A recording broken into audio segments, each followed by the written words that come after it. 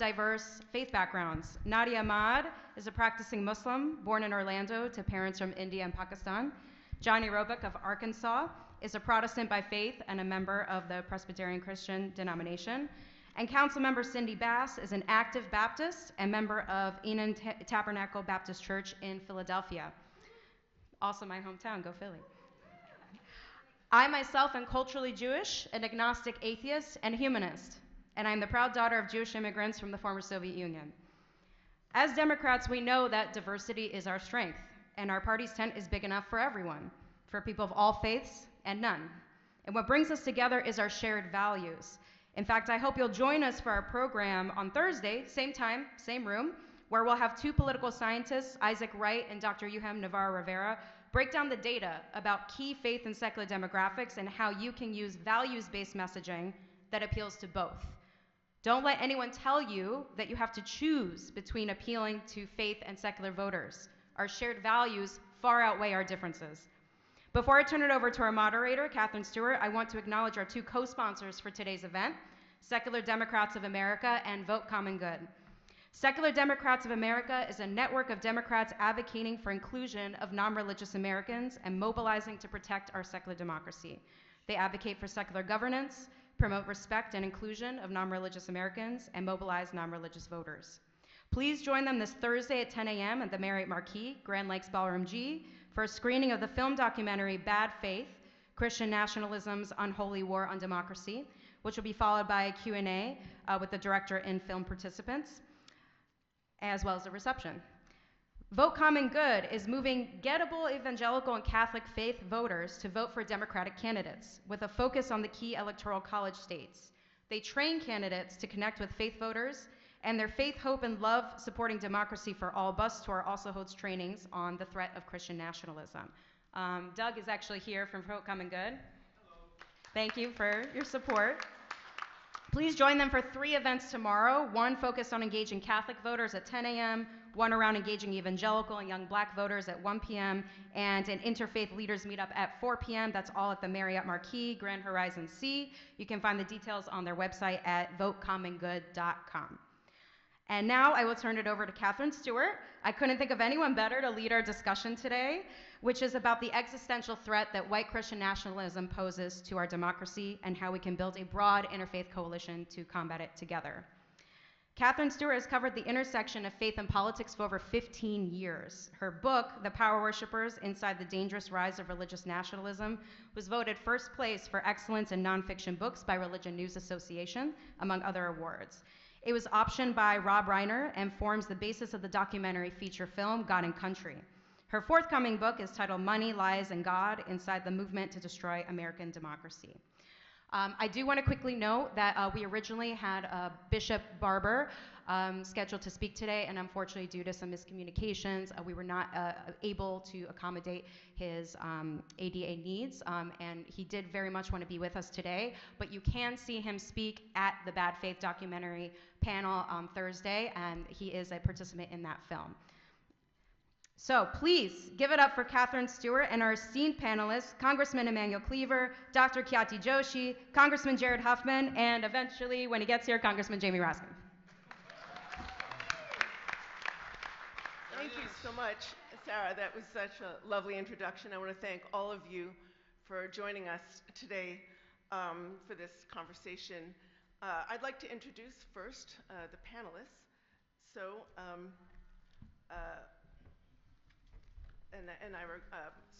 Congressman Emmanuel Cleaver II is now serving his 10th term representing Missouri's 5th Congressional District, the home district of President Harry Truman. He's member of the House Committee on Financial Services, ranking member of the Subcommittee on Housing and Insurance, member of Subcommittee on Capital Markets, and a member of the U.S. Helsinki Commission. He served for 12 years on the City Council of Missouri's largest municipality, Kansas City. He was also elected as the city's first African-American mayor in 1991. Congressman Cleaver is an ordained minister in the United Methodist Church and holds a master's from St. Paul's School of Theology in Kansas City, Missouri. Another panelist who's not here yet is Oh, just arrived. Fantastic. Oh, hello. Well, Congressman Jamie Raskin represents Maryland's 8th District in the House of Representatives. The ranking Democrat on the House Oversight Committee, Raskin was the lead House manager in the impeachment trial of former President Donald Trump for inciting insurrection. He was also on the Select House Committee to investigate the January 6th attack on our Capitol. Prior to Congress, Congressman Raskin was a 3-term state senator in Maryland and a professor of constitutional law at American University. He's authored several books, including the New York Times #1 bestseller, it's an extraordinary book, Unthinkable, Trauma, Truth, and the Trials of American Democracy. And he leads Democracy Summer. My guest right next to me is Dr. Khyati Joshi. She is a public intellectual whose social science research and community connections inform policymakers, educators, and everyday people on issues of race, religion, and immigration in the 21st century. Her most recent book, another extraordinary book, is White Christian Privilege, The Illusion of Religious Equality in America. Amen. And I think she has a copy, so you can hold it up. She is a professor of education at Fairleigh Dickinson University, a frequent media commentator, and a managing board director for Asian Pacific American Religion Research Initiative, which supports academic scholarship and public engagement on the religious realities of Asian and Pacific Islander Americans. And finally, last but not least, we have Congressman Jared Huffman, who represents California's 2nd Congressional District, which spans from the Golden Gate Bridge north to the Oregon border. Congressman Huffman serves currently on the Natural Resources Committee and the Transportation and Infrastructure Committee. Recognizing his environmental leadership, Speaker Nancy Pelosi appointed Congressman Huffman to serve on the Select Committee on Climate Change in February 2019. In 2018, he co-founded the Congressional Free Thought Caucus along with Congressman Raskin. And this year, he founded the Stop Project 2025 task force in Congress, which serves as a central hub for pro-democracy activity. Members of Congress and their communities as well, other communities. So with that, I'd really love to open the conversation with a shared understanding of what Christian nationalism is and what it isn't. So Christian nationalism is not a religion, it's not Christianity, and it's not just about a few culture war positions on the margins. It is a deeply anti-democratic ideology that exploits religion for politics and power. I think of it as a mindset and also a machine. The mindset of Christian nationalism says America was founded to be a Christian nation according to a very deeply reactionary version of Christianity, of course, and that our laws should be based on the Bible.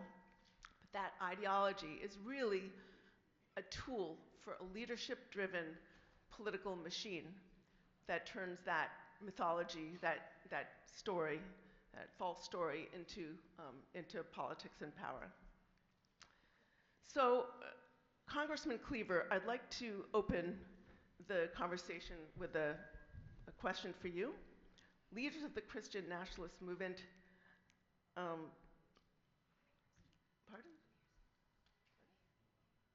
Mayor? Oh, fantastic. I'm sorry. We were hoping to have a special guest today, and it turns out we have a special guest. The mayor is here, and we're thrilled to welcome him. Thank you so much.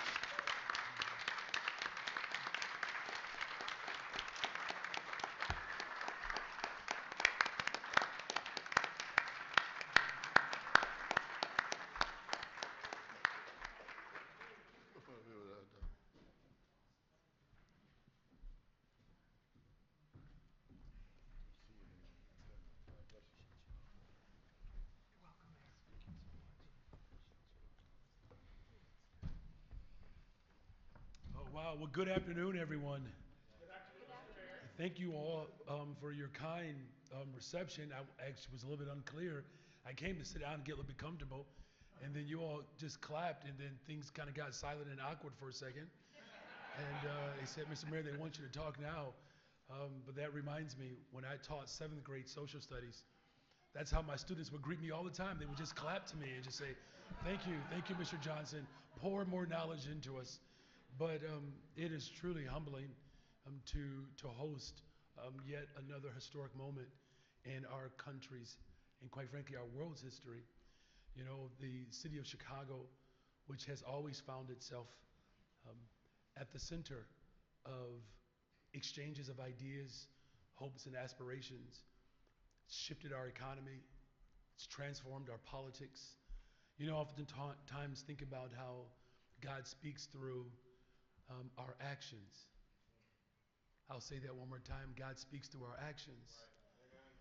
Because in my faith, faith without works is dead.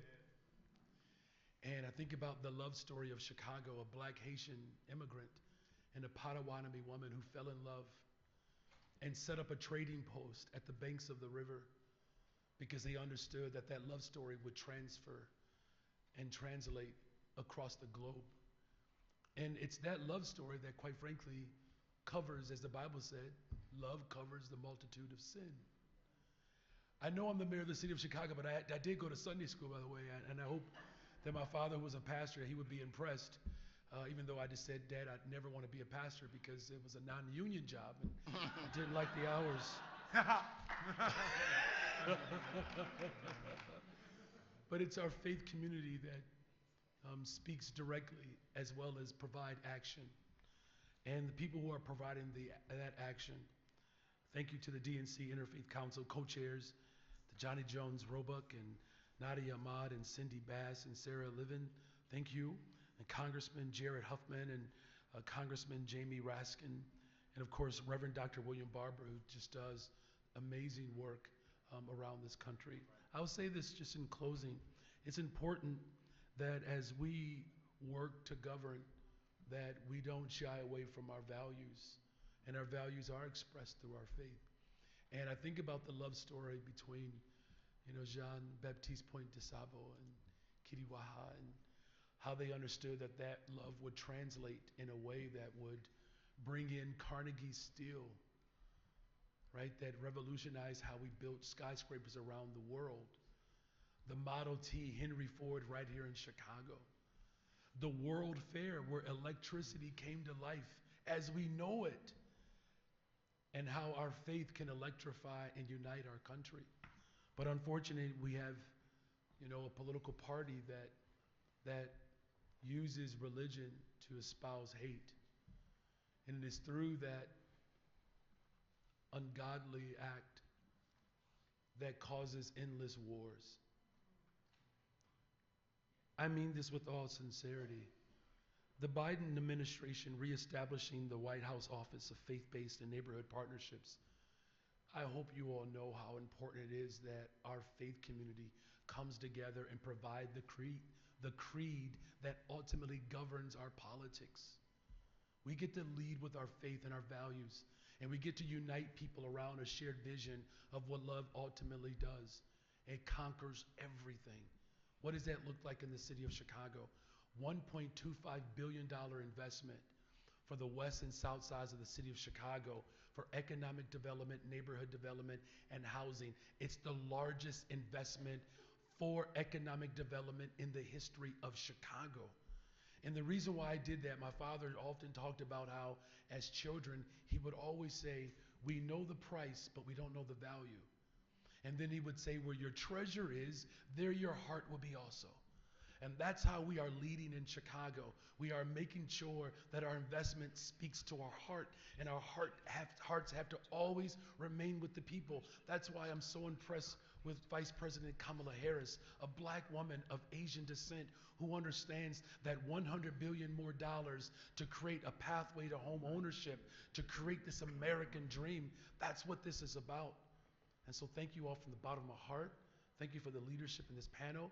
And thank you all for making sure that your faith is how you are ultimately governing. So God bless you all. and God bless the greatest sanctified city in the world, the city of Chicago. Thank you.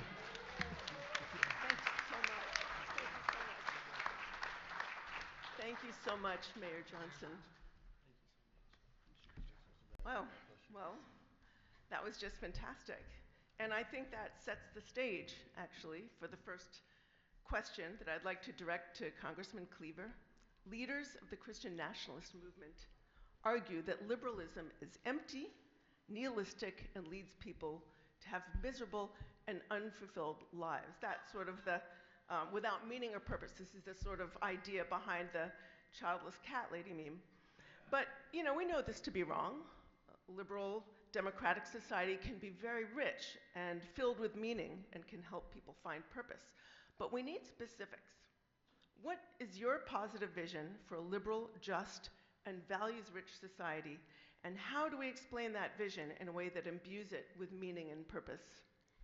Well, first of all, it's important for people in the country to realize, and certainly people in Congress, that God shall not be pimped. And if you can embrace that from the very beginning, you will understand that declaring one's unbending faith and love of God by placing up the Ten Commandments on a wall is nothing but placing Ten Commandments on a wall.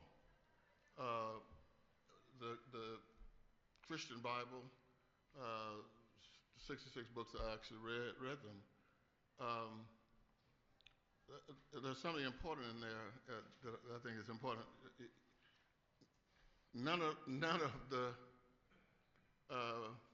Nothing about God is in the Constitution. Zero. And when people start talking about Christian nationalism, it's a contradiction right there. Christian and nationalism. It's a contradiction.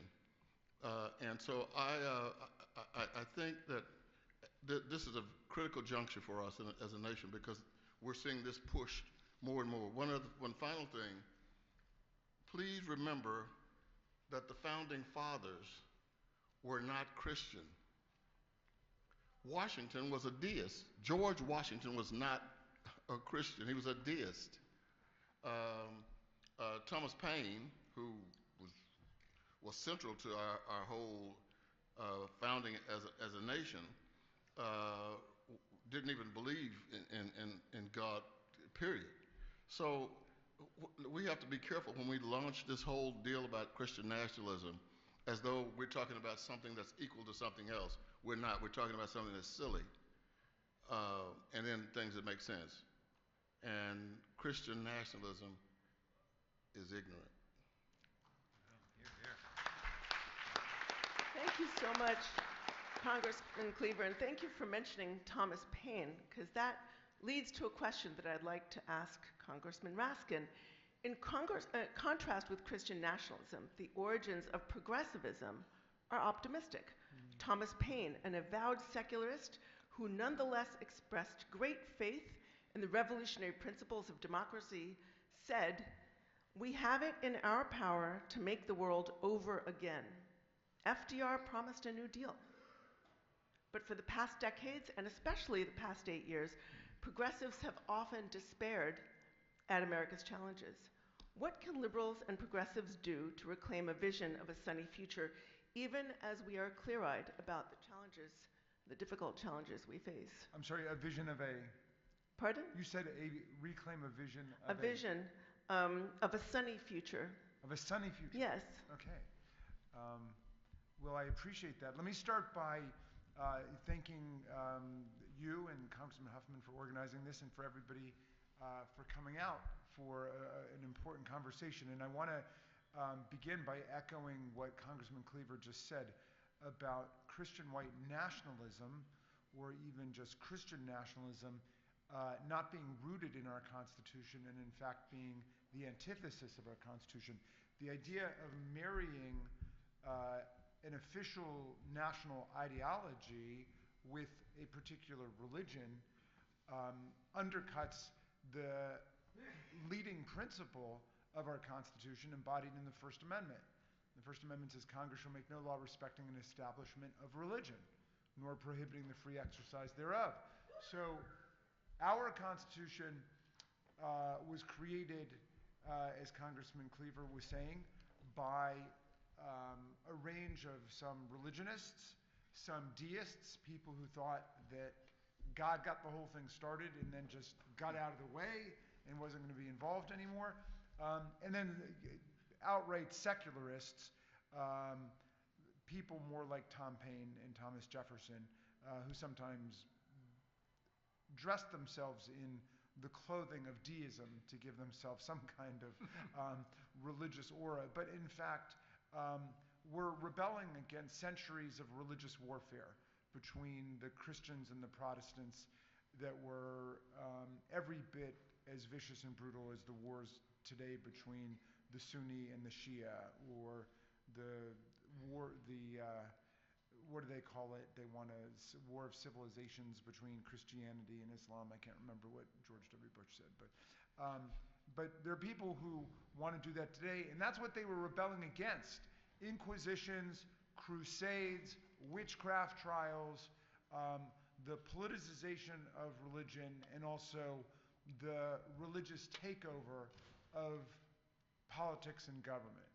And that was the wellspring for the creation of our Declaration and our Constitution, which, as Congressman Cleaver says, does not mention God. It forbids the establishment of any church or religion.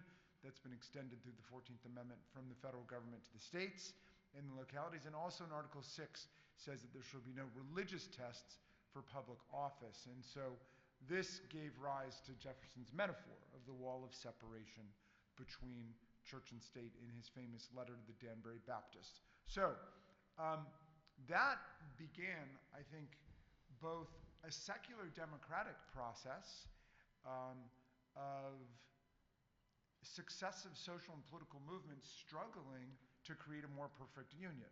That meant centrally the battle against slavery in the first century of the Republic, and then continuing battles for civil rights, women's rights, LGBTQ rights, and also the rights of religious minorities as well. But it also created in America a very active, dynamic, and robust religious marketplace because anybody could basically set up shop. There have been attempts to, especially at the beginning, to establish churches and to establish dominant religions. That goes on today, but in the scale of human history and what's going on around the world, we have a lot more religious freedom here than people do in other countries. But the flip side of that is you get particular denominational groups that then want to violate the basic creed of the Constitution, which is to establish their religion. Going back to how Reverend Cleaver started in talking about that Ten Commandments law, which I know a little bit about because some of our colleagues came into the House that day and said, hey, in Louisiana, they just endorsed the Ten Commandments and they're putting the Ten Commandments up in school. That's something that we should do nationally. And it's come up repeatedly through the years, but they were pushing it again. I said, hey, the Ten Commandments have been doing fine for millennia without an endorsement by the Freedom Caucus in the U.S. House of Representatives. We don't need to get into that. No, they said, and I think this was the rhetoric of the Louisiana people too, the Ten Commandments are the foundation and the basis of the Bill of Rights and the Constitution. I said, really? Let's start with the First Commandment and the First Amendment. Let's just start with those two. First Commandment says, thou shalt have no other God before me. The First Amendment says, Congress shall make no law respecting an establishment of religion, nor prohibiting the free exercise thereof. Those are in direct conflict with each other. One doesn't establish the other. No, they wanted to push forward. I went to my friend in the Rules Committee, Chairman McGovern. I said, look, if we're going to vote on the Ten Commandments on the floor of the United States House of Representatives, we should have to vote on each commandment separately, okay? And I don't want that omnibus package coming out of the Republican conference. And you can't vote for any commandment you've ever violated. How about that? Because you'll be, at that point, taking the name of the Lord in vain. violating the third commandment. So they charged me with making a mockery out of the whole thing. I said, you guys are making a mockery out of the whole thing. Your bill is not only blatantly unconstitutional, but it's blasphemous at the same time. And so it offends the central principle that we embodied in the Constitution. So where does that leave me? In answer to your question, I would just say this, that the question you pose is really the question of our convention, which is, how do we keep democracy and freedom moving forward in this century? That's really what we're talking about. And democracy, even though we say we're going to save democracy and preserve democracy, it's not a static thing. It's not just a collection of institutions. Democracy is always an unfinished project. It's something in motion. So we got to keep democracy moving. It's 2024. How about it's time we start electing the president the way we elect governors and representatives and senators and mayors? Whoever gets the most votes wins. We don't need to be stuck in the electoral college system. It's time for statehood for people in Washington, D.C. It's time for statehood for people in Puerto Rico.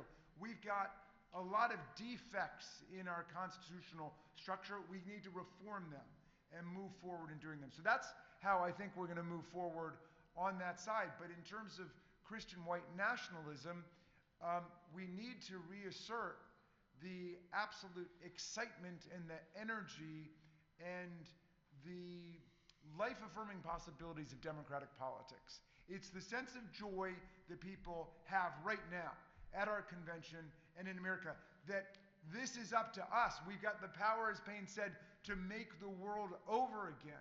We've got that power. And religion plays a very interesting role there. Religion is not out of that.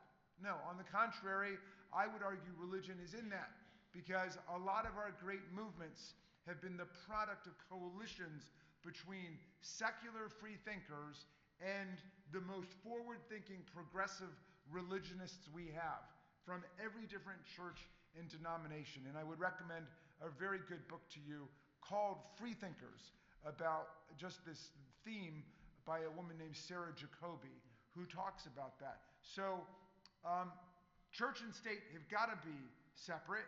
They've got to be under our First Amendment and our constitutional ethos. But religion and politics, they can mix together just like ethics in politics, morality in politics, music in politics, religion in politics, theater in politics. We can mix these things together. Whatever moves you and animates and inspires you is something that you can bring into the public space and use your language to communicate with other people. And of course, a great example of that from the religious ethos has been Dr. King. And I'll just close with this thought on King. Sometimes our Republican colleagues will say to me, well, you talk about separation of church and state, but you didn't mind Dr. King out there doing all of his politics, and you don't mind Congressman Cleaver and Al Sharpton and all that. I'm like, look, you're confusing different categories here, okay? Dr. King was involved in a movement that had its eyes on establishing equal civil rights for everybody in America, equal voting rights in America. Dr. King was not out there trying to put the Ten Commandments up in people's classrooms according to one particular religious denomination and requiring children to pray according to what a particular government bureaucrat wanted to dictate in a particular community. He wasn't fighting for theocracy in a religious language. He was fighting for equal civil rights and constitutional progress in a language that is grounded in religion, which may be the most powerful political language we've got, but it's a language that progressives have always used to create public secular change and not imposition of a theocratic state. Thank you. Thank you so much. Dr. Joshi, as you point out, Americans like to believe we have religious freedom, but you say we're kidding ourselves. Of course, there's some degree of formal religious freedom in America, but on the ground, some groups have privilege and other groups really have to sit in the back of the room. Can you talk about what you call the optical illusion of religious liberty in our laws and our society? Take that. Great. Good afternoon, Democrats. Great to be here. Thank you to Sarah Levin and the committee for inviting, and I got a tough act to follow after Representative Raskin. Really appreciate your words also, and really all the work you've been doing. I'm going to back up a second before answering your question.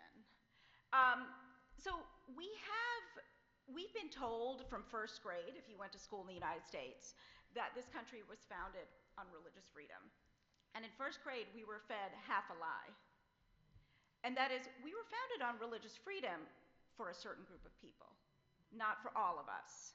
I'm pretty sure if I had been here then, as a Hindu, they were not working for religious freedom for me. So that's first and foremost. So we really have to start thinking about some of the things we were taught going through K through 12 education in this country, and a lot of things we haven't been taught. So when it comes to religious freedom, I do think about it as an optical illusion. What does an optical illusion do? It distorts what's in front of you, and you also sometimes can't see what's right in front of you. And so the sense is that because we have First Amendment, freedom of religion, as was articulated, oh, well, it's written down, therefore it's a reality. And that's just not true. There are many folks who face discrimination every day just to pray safely, just to live their faith. So yes, on paper we have freedom of religion, but that doesn't translate into reality. But because we don't really talk about religion, especially in schools, there's a sense that the presence of religious diversity, which we've seen an increasing presence after the Immigration and Nationality Act of 1965. Well, if we've got all these different faiths here, they must be okay. And that's not reality, right? And then separation of church and state was also brought up. Every year in my classes, I conduct an informal poll. Where is the separation of church and state found? And most of the time, folks want to say the Declaration or the Constitution, right? It is not in any of our founding documents, as was mentioned. It's a phrase that Thomas Jefferson wrote in a letter to a Danbury Baptist congregation, and it was then kind of forgotten about until 1947 Supreme Court case dealing with religion and schools and busing, actually, right? And then it caught wind and became part of the popular ethos. So the notion that there should be a separation of church and state is something we keep going back to, but in all of that, we can actually see how Christianity is embedded in our legal and social infrastructure. And I want to make this very clear point, right? There's Christianity and then there's Christian nationalism. But what we see throughout United States history is that Christianity is present, Protestant Christianity to be exact, in our immigration laws. That Protestant Christianity has impacted how Supreme Court justices have made their decisions. These are in the cracks and crevices of US history, and because we are not taught to see those, we don't understand the impact of this on today. This is Christian privilege, and I know that folks have kind of this negative sometimes, not folks here usually, who are Democrats, but elsewhere have this kind of negative, visceral reaction to the word privilege. Another way to think about privilege is advantage, right? So Christianity has been advantaged from the get-go all throughout, and we've got to start realizing that. We've got to start making that which has been invisible, visible. Thank you so much. Congressman Huffman, America's right wing, along with Christian nationalist leaders, have turned environmentalism into a kind of a heresy. It can be difficult sometimes to talk about the environmental challenges that we face, even weather challenges, without wading into a culture war in which environmentalism or weather science or climate science is referred to on the right as a false religion. I've even seen it referred to as a green dragon. It's referred to as a form of Satanism. How should the environmentally minded respond to this? And how can our values, whether anchored in a particular faith tradition or in humanistic values, how can they play a role?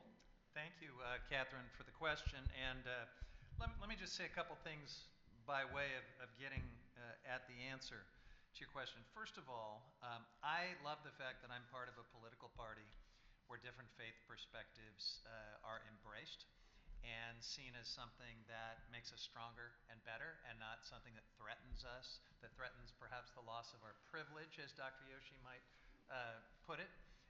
There's just a fundamental difference between Democrats and Republicans in this regard. Republicans are all about hanging on to that white Christian privilege. Democrats, at our best, are about a big tent that embraces critical thinking and lots of different perspectives. And I loved Hillary Clinton's line last night that Americans and Democrats believe in the right to worship as you choose or not. Okay, so I am the not part of that equation.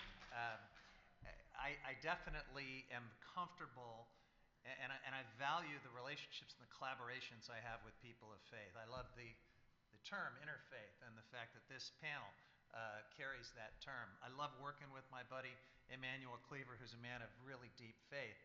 And he and I are friends and colleagues and collaborators, even though he knows I don't believe the same things he does. I'm a humanist, which means I get to many of the same universal values that inspire and motivate us, but I get there in a really different way. So the environment is a pretty good example of that, Catherine. And let me just say our moderator didn't get maybe the introduction that she should have. She has written a book that if you want to understand Christian nationalism, you've got to read Catherine Stewart's Power Worshippers book, because there have been so many things written about Christian nationalism, many of them like from the theological perspective, but she has such a thoroughly researched and insightful analysis of what it really is, which is about power. And nobody's been quite as bold, I think, in really dissecting it and getting at the essence of why Christian nationalism should be seen as such a fundamental threat to Americans. So thank you for that. Now, on the environment. Why do they hate environmentalists so much? Well, they don't all. I mean, Reverend Cleaver's a great example of the kind of forward-thinking religionist who draws inspiration from the creation of the world in his view and sees that as part of an obligation as a Christian, as a person of faith, to take care of God's creation. As an environmentalist, I love working with religious environmentalists who come at it from that perspective. Now, I get to a sacred place from a very different perspective. I believe this is all we got. I don't think we can make up for it in an afterlife, because I don't think there is one. And when you kind of get at it through that critical path, listening to the scientists who tell us that this may be the only place that intelligent life exists. Intelligent life, and Republicans too, exist right here on this planet. So that pretty quickly gets you to a point where we had better take care of this. This is amazing. How fortunate I am to be part of this.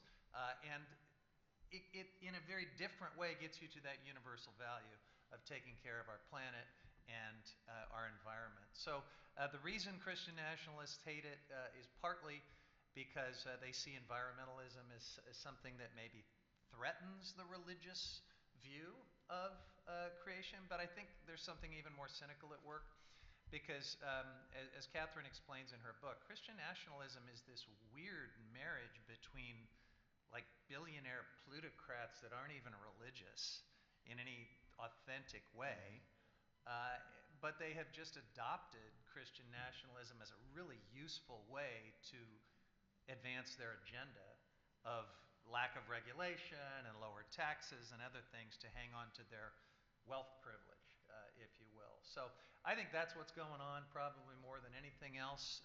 Most of the wealth accumulated over the last century has come directly or indirectly from the fossil fuel industry.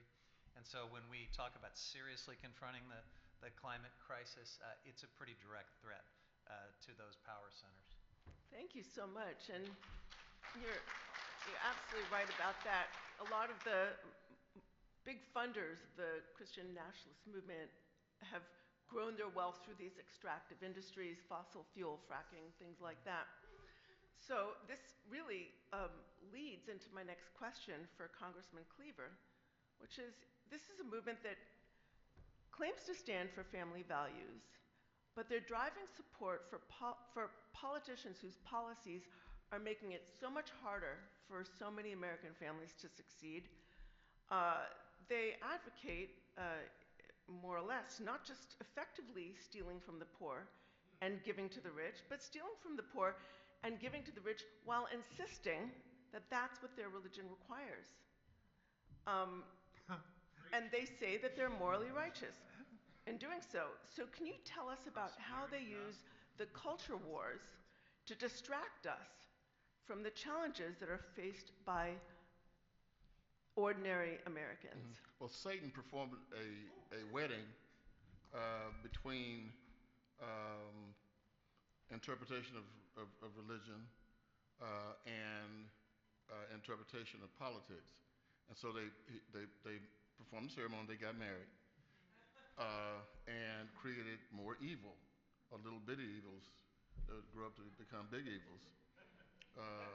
These little ones, you gotta take control when they're little. You let them get grown, they'll destroy your house. And I think we have to understand that in order for the religion they preach to have impact, they have got to somehow make sure that it is interwoven in their politics, because that's the only way we can have a national religion. They have to be put in a wedding ceremony and marriage and walk and hold hands and so forth. And so whatever they say, they come up with something religious. It's rarely the book that they use. I mean, the Bible that they hold up backwards. But I think I think we need to understand that you can get people to believe just about anything in religion. It is the power of religion is illimitable. It can if it touches something, it can have power. It can cause them to kill, to steal, to do just about anything. So when you say something politically, you want people to think that it is also godly. And I think it's very dangerous for. I mean, the environment is a perfect example. The 24th Psalm says, I'm sure they've read it many times, the earth is the Lord's and everything that is in it. I mean, so we are visitors at best. And so they do this, and we love the Lord. The Ten Commandments. Look, I know that I love the Lord. Anybody here from Washington? If you live over near the Capitol, you may have seen this yard where they have the big sign with the Ten Commandments in the yard. And you don't see anybody breaking the commandments out there in the yard. But you don't see anything else happening in the yard. I mean, they don't use the yard, for example, to give out food to kids going to school in the morning. At least I haven't observed. I live right around the corner from that sign. And as I told some folks this morning, my theological education, God dealt with the Ten Commandments. He did not say display. He said obey. Mm-hmm. So I think the Speaker of the House is probably a good, decent person. He said, if you want to know my political philosophy, read the Bible. Ladies and gentlemen, that was one of the most dangerous things that has fallen from the lips of a politician in my years of involvement. I mean, we can't even, listen to this, the Christians in here, we can't even agree on how to do the Lord's Prayer. Forgive us our debts. That's right. That's right. So if we can't even agree on the Lord's Prayer, how in the world are we going to rule a nation based on what we believe? So,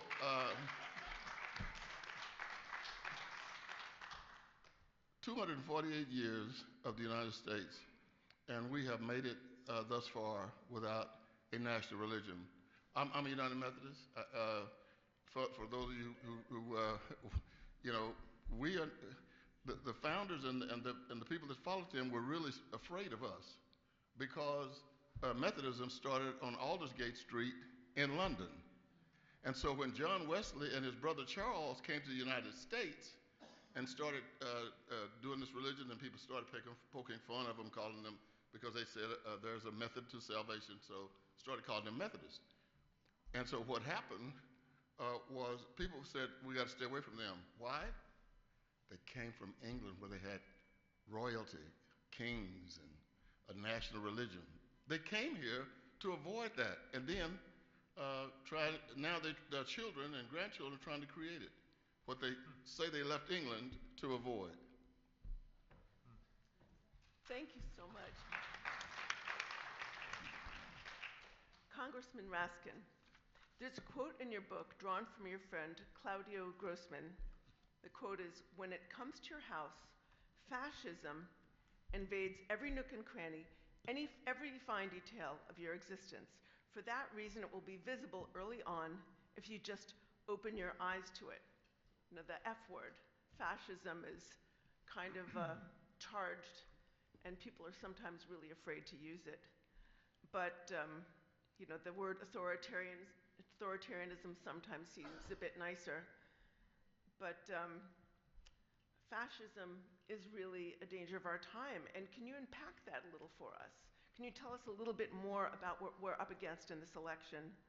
And what do we need to open our eyes to? Yeah, just preliminarily on the use of the word fascism, you got to check out Madeleine Albright's last book before she died, which is called Fascism, A Warning. And she starts by saying, I want to tell you why I'm using the F word. She says it's a mistake to think that fascism has a stable and defined ideological content. It's actually mutating.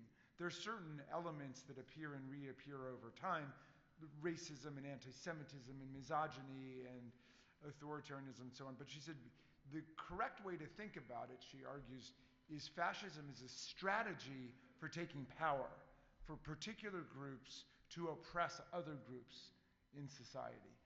So we know, for the reasons, again, Congressman Cleaver pointed out, that religion is often used as a weapon and a tool for achieving and obtaining political power, just like violence is used.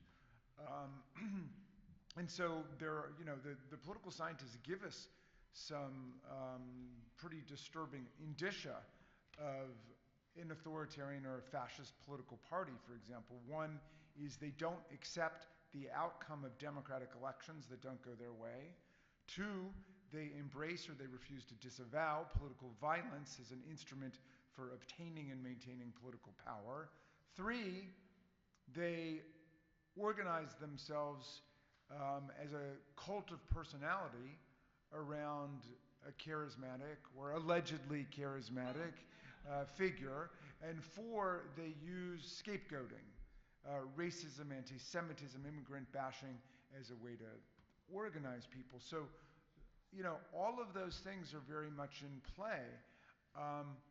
But religion becomes more and more important in the hands of right-wing authoritarians precisely because they don't have a social public policy program to appeal to the vast majority of people. They are representing a very small group of people. I mean, think of like the Silicon Valley billionaires who are behind J.D. Vance today, or think about Donald Trump and his family. I mean, we're talking about minuscule numbers of people in the country who are part of what, you know, Jared Huffman describes as sort of the economic and social basis for right-wing MAGA politics in America. So they use religion as a way to try to extend the social base, so there's some voters in there, so they can increase themselves. And that religion, they're willing to cross denominational lines, but the bottom line is it's got to be top-down, authoritarian religion that appeals to the most negative and hostile of emotions. It's got to be about exclusion and hatred and we don't like what you're doing and so on, and we're going to march all over you. And that's where religion comes in, but in a totally predatory and convenient way. It's not because somebody said they have some kind of religious insight or impulse. It's a way of organizing people into a power system. Thank you so much. And that actually leads us into another question for Dr. Joshi. Can you tell us about how the fear among some white Americans of racial diversity is driving the rise of a certain form of religious extremism? How these bigotries and projections play into that? So first, I'll move that. Great. We'll do that. Something didn't sound right for a second. So first, I think we have to think about white Christian nationalists and why the fear is there. Very simply put, they feel that something is being taken away. They feel that something is being taken away. Well, what is that? What's being taken away? One of the things that's really critical and important to white Christian nationalists is racial purity. Racial purity and the purity of white women, that's a separate lecture for a separate time or a separate discussion for a separate time. But we see this, the purity factor and question all throughout United States history. And, what we need to do is just go back to the 60s for a second and think about what transpired. We had 64, the fight for civil rights, and we got civil rights legislation. We're still working on it, right? We're still working on it. It's there on paper, still working on making it reality. 65, we get the Immigration and Nationality Act. Our doors to immigration had effectively been closed for almost 40 years, and we opened them to all the countries of the world. And then in 67, with Loving versus Virginia, we said, hey, all y'all can marry. And we really made that a reality in 2015 with Oberfeld v. Hodges, because in 67 it was just all y'all can marry for straight people, right? So then, what do we see? About a generation later, we start seeing a rise in the biracial, multiracial population, right? The fruits of all of that, We have immigrants who've settled, and we have second and third generation Americans who are here. So the presence of racial diversity, the increasing presence of religious diversity leads to white Christian nationalists feeling their country is being taken away. That these people coming, because it's a us and them argument, these people coming are not us. They are not part of us. And that's not okay, right? I'm going to share a little story here. I grew up a little brown Hindu girl in Atlanta, Georgia. Not necessarily the easiest thing in the world in the 1980s. People didn't know what to do with me because I wasn't black and I wasn't white. And then on top of that, I said I was Hindu, so it was like, what's that? National Geographic wasn't helping, by the way they depicted India and always portraying it as backwards. So anyway, my father is the reason I'm in this country, is he's the part of the wave of doctors who came from Asia after the Immigration Act of '65. So Dad practiced medicine in Cobb County, Georgia, and his office manager was a white Southern Baptist woman. And she told me many, many, many years later that when she started working for my dad, she was given a hard time by her church. And her church members said, how can you work for that man? And Vicki, God rest her soul because she passed away, she worked for my dad for 28 years. And she stuck by my dad, and I will say my dad stuck by her. So Vicki went back to the church and said, no, this is a good man. My dad is dark-skinned like me, and and Hindu. They didn't understand what Hindu was. To them, he was just a heathen because he was not Christian. Another topic to talk about. And Vicky stuck with Dad. Well, a few years later, their minister left, a new reverend came, and wouldn't you believe it, his wife ended up working for my dad. Wow.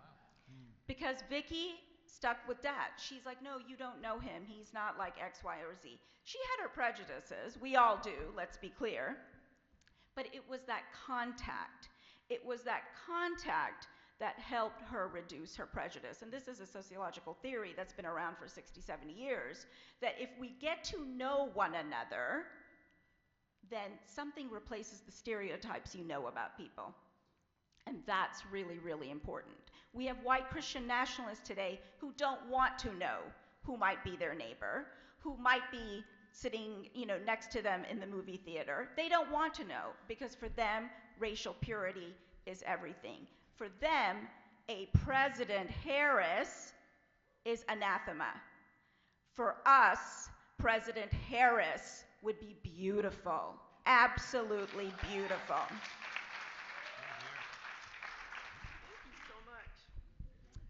Congressman Huffman, no matter the outcome of the 2024 election, the existing Supreme Court is going to remain a stronghold for Christian nationalism. We have a hard-right Supreme Court, and they're going to undermine religious freedom in the name of protecting the rights of Christian conservatives to discriminate and to claim government funding for the purpose. What are our options for addressing the judiciary? And I'm wondering, do you support any reforms or any ethics enforcement mechanisms? So, Catherine, I completely agree with the problem statement, and I think we all know that that appeal to heaven flag didn't just show up on Alito's flagpole. I mean, that is a message. All of it is very deliberate and purposeful and insidious, and this Supreme Court is totally in the tank for basically interpreting the Establishment Clause out of the First Amendment and elevating the Free Exercise Clause and freedom of speech to become these weapons for discrimination and for all sorts of other things that would be prohibited for the rest of us, but they're going to wrap it in religion and speech and allow us to kind of go backward on civil rights from Obergefell to just everything else. It's a very deliberate and insidious plan, and the Supreme Court is in on it in a big way. It's also about their economic interests, and in that sense, I think that it's a lot like the marriage that the mega-industrialists of 100 plus years ago made with the Supreme Court at that time, and using weapons like substantive due process doctrine to basically continue to increase their own wealth. So it's bad. And we are going to need to reform the Supreme Court. And I think the real challenge here is that the Supreme Court is not a democratic institution. It's not something that we can just sort of vote in a different direction. These are lifetime appointments. This is a court that's meant to operate as a third branch of government with its own constitutional authority. And so it is absolutely tricky. But it's also no accident that this anti-democratic institution has been used and weaponized by the Christian nationalist movement. Democracy doesn't work for Christian nationalists, right? They've sort of figured that out. And so what they do is they leverage the anti-democratic authorities within our republic, the Electoral College, the Supreme Court, the fact that every state in the Union gets 2 United States senators, no matter how small they may be. These are the levers of power that are advancing their agenda, and they hope to use those leverage and some combination of those levers to actually end democracy, and that's what Project 2025 is all about. Yes. So how are we going to fix it? Well, it starts with winning elections, okay? So the definitive way to prevent the worst of these outcomes and to stop Project 2025 is to make sure we have a resounding victory in this election. Now then we're going to have to do some other things. We're going to have to do some legislating, and I think we're going to have to look at the Supreme Court. But I don't want to peddle false hope about Supreme Court reform either. Look, if we can, I think the cleanest, easiest way to fix the problem is to impeach Clarence Thomas.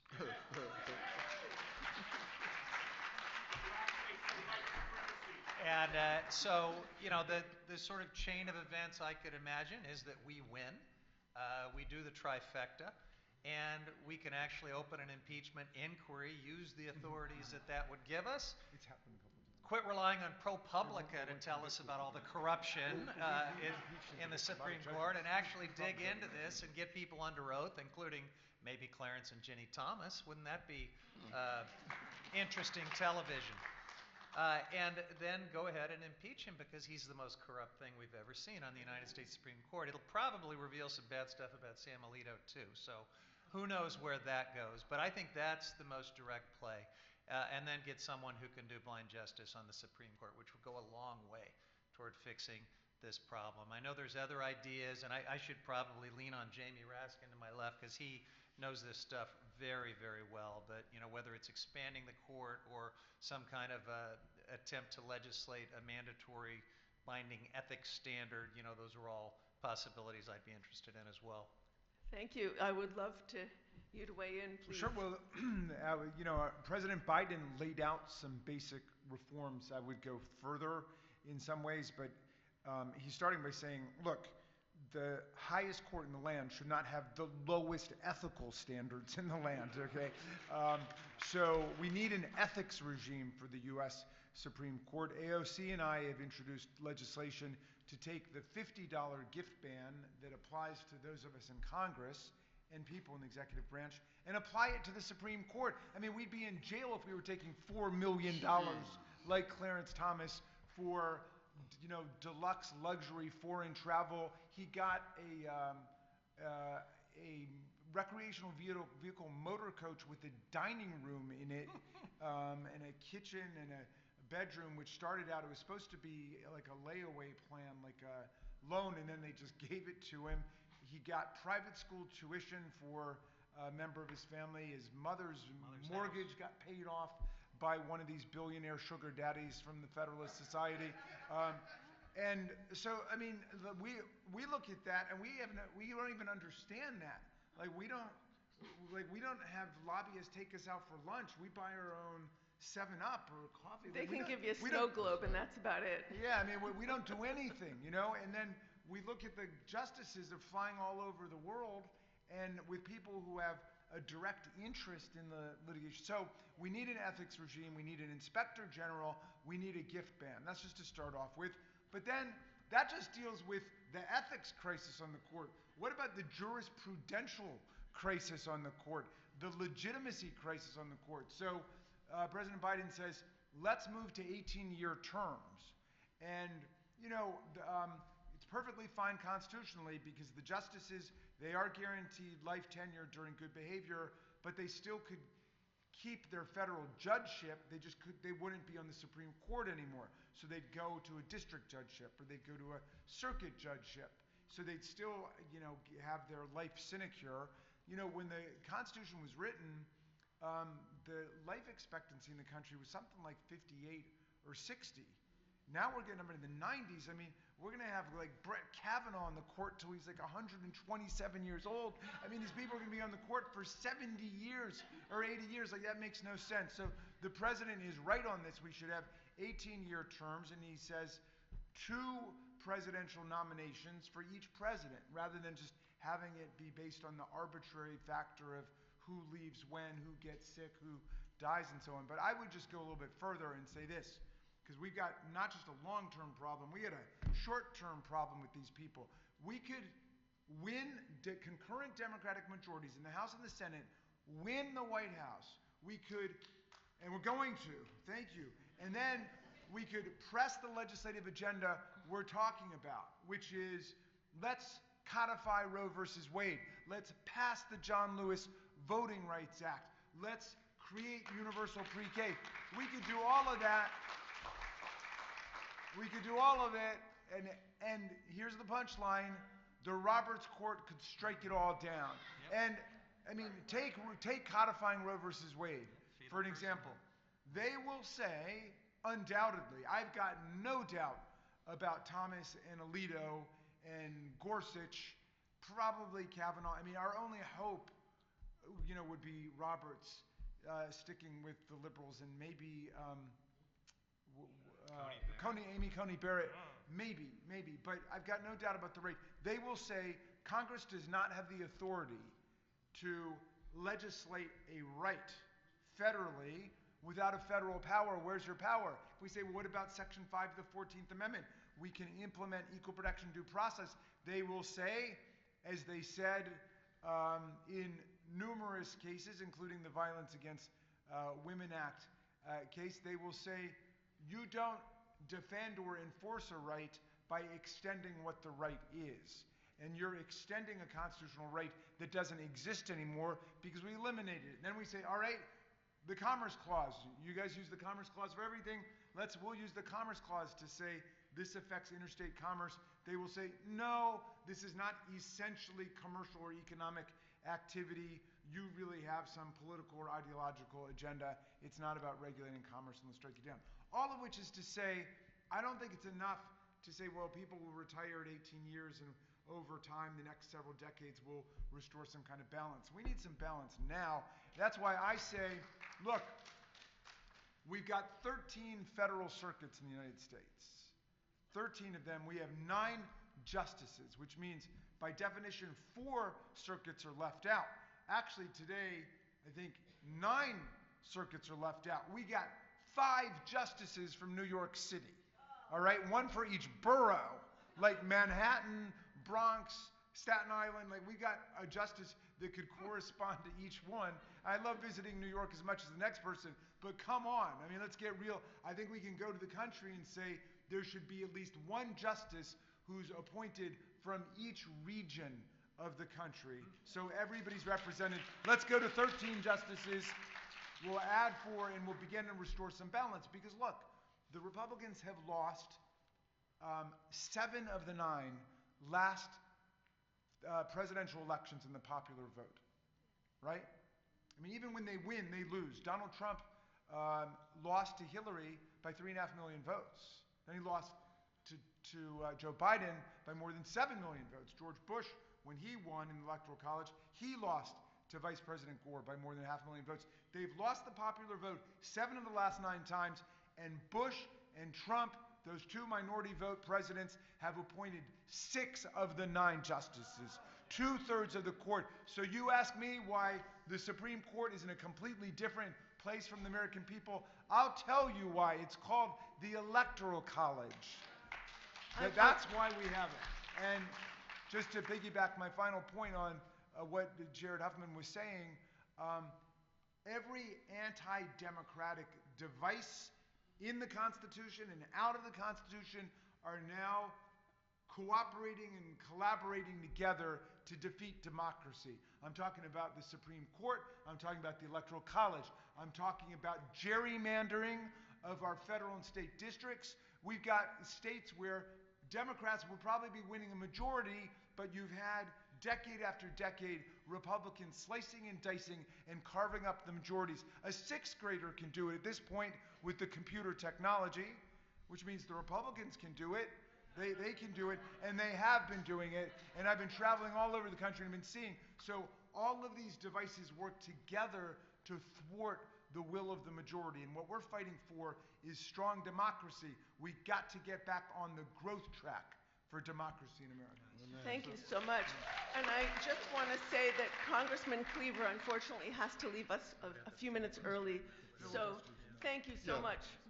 Before I go, because this is something well, let me two quick things. One, when we're on the floor and we got legislation that kind of has some judicial components, my position, my clear and unambiguous position, is to vote what Jimmy Raskin just did. Whatever he did, that's my position. And with my friend Jared Huffman, I've said he is the most Christian non-Christian that I know. And I was on his podcast, and I think it's, I think you want to look at a Christian, look at Mahatma Gandhi. I mean, I mean, he's not a Christian, but that's, the whole point is you can call yourself whatever you want. If you're a mess, you're a mess. The other part of, when I was in seminary, this is what I would like for everybody here to remember, please. One of the courses I took was called Christianity and the Holocaust. And it's important to know that the first thing Hitler did, and this is, most people, I mean, and it's important for you to know, you can go read it to check on me, was to get all of the churches to accept a lot of the young Nazis to come to Sunday school. And they started mixing in Christianity and Nazism in the church, in the Christian church. One of my heroes was Jewish, and I've come to love him, not like Trump loves Putin, but you mean it's not romantic? It's not romantic. Dietrich Bonhoeffer is my main man, and Dietrich Bonhoeffer, put his whole life on the line in resisting what he saw what Hitler was trying to do in the churches. He was a Lutheran. He saw what Hitler was doing in the church, and then began to resist. And the other thing that you may not, anybody here from New York City? New York Theological Seminary. Yeah. Okay. Well, you can relate to everybody. All of you guys probably can. He came to the United States, Bonhoeffer. He started going to Abyssinian Baptist Church, which the church was pastored by one of our Adam Clayton Powell Sr., and then the Prince of Abyssinian, and he taught Sunday school at Abyssinian Baptist Church in New York City, Dietrich Bonhoeffer. But what drew him there first was the music. That's what he declared. It was the music. Then he went into the church. Yes, that's right. So please understand that what we're experiencing now, Hitler did it years ago. Pray in the schools. If you go start reading about the Holocaust and Christianity, as one of the courses I had to take, you'll see started in the schools. Mm-hmm. Well, thank you so much. We've got about 2 minutes remaining, literally 2 minutes. And so in these last 2 minutes, I'm going to say 4 words, and if each of you could give a few moments to reflect on those words. The words are hope, faith, commitment, and determination, and you have 30 seconds each. So. And the most important of these is love. Yeah, exactly. Thank you. Read that somewhere. Thank you. That's all I got. Look, I think all of these are important values, but I would just encourage us to remember that faith does not have to mean religious faith. We're a big tent with all kinds of universal values that bring us together. We get to the same place in different ways. I get there through critical thinking and through a kind of science-based humanism, but I think and good looks too. And so, well, yeah, so a little bit. Yeah. Let's remember the value of religious pluralism and keeping faith, if you will, with the separation of church and state, because that is the antidote to this threat of Christian nationalism. Dr. Joshi? I would say that we really need to honor everyone who wants to live their faith the way they want to live it, or not live their faith the way they want to live it. And we often have, oh, you're a Muslim, you must believe this. You're a Sikh, you must believe this. And there's this concept of lived religion, which says we're not doing the Wikipedia version of religion, so you go learn, what are the Gospels and when was Jesus born, but how does religion exist in our lives? And that's full of contradictions, it's full of complexity, and I think as Democrats, if we remember that, then we can really honor one another and do the work we need to do to ensure victory in November. Thank you so much Catherine, to these panelists. could I actually take 20 seconds back? Is that, Please. that's all right? Because I just, I think that Reverend Barber was unable to come just because of accessibility reasons, and that's profoundly unfortunate, and I'm really, displeased that he wasn't able to be with us here today, but he is a magnificent leader in the prophetic sense, both as a religious leader and a secular leader. And I just want to be able to say that. And I also want to thank you, Catherine, because I think I've just read the manuscript for your new book, which is awesome. I think I'm either reviewing it or doing a blurb for you. I can't remember which. Either. But I want to thank you for the great work you're doing on this. And look, we're never going to be as organized and hierarchical and militaristic as Christian white nationalism. That's not the way the party of democracy and freedom works. And yet, I think what we're seeing just exploding around the country is a sense of moral renewal and commitment to the vision of a strong liberal democracy where everybody can flourish and everybody can succeed. So thank you guys. Thank you so much, and thanks to all of you for coming. Such a pleasure to see you.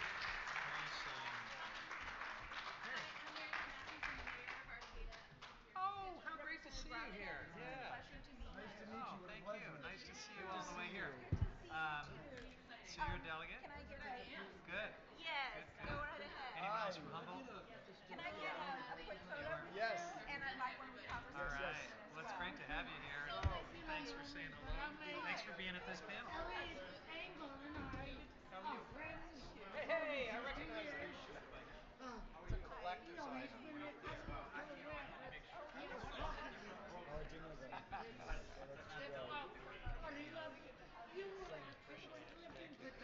Yes. I was his congressman. His erstwhile congressman. Very quick.